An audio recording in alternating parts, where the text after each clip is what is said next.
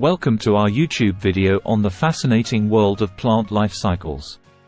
In this detailed and informative content, we will take you on a journey through the various stages of a flowering plant's life cycle.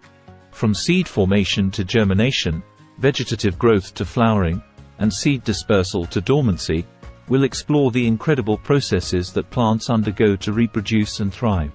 So, get ready to delve into the captivating world of plants and discover the wonders of their life cycles. Let's dive in. Plant life cycles can vary depending on the type of plant, but I'll provide a general overview of the life cycle of a flowering plant, also known as an angiosperm. This life cycle is characterized by alternating generations between a sporophyte and a gametophyte. Seed formation. The life cycle begins with the formation of a seed.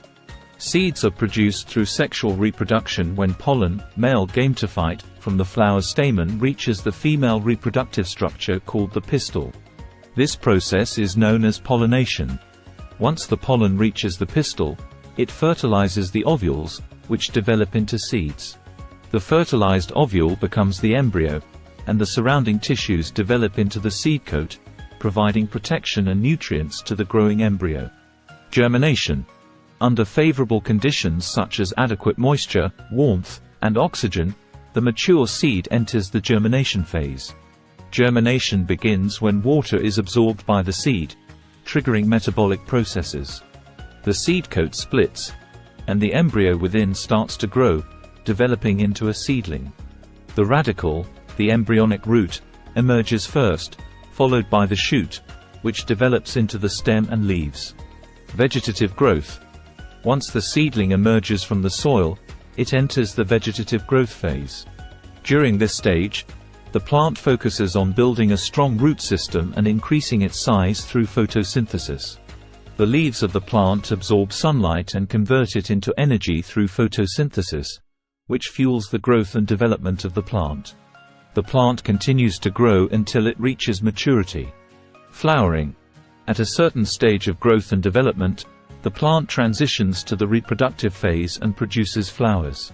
Flowers contain reproductive structures, including stamens, male reproductive organs, and pistils, female reproductive organs. The stamen produces pollen grains, which contain sperm cells, while the pistil contains the ovary, style, and stigma.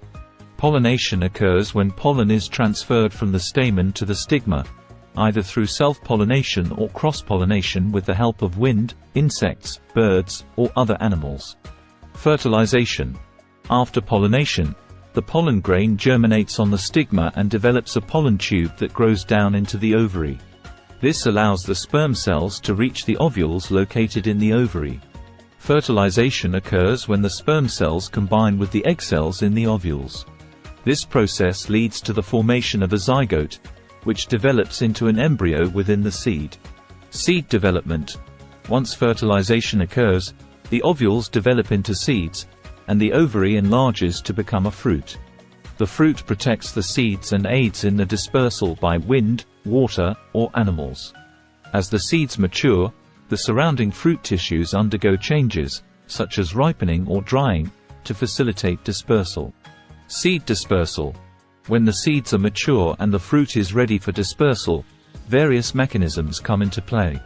Some plants have adaptations like wings or hooks on their seeds to catch the wind or attach to animals' fur for dispersal.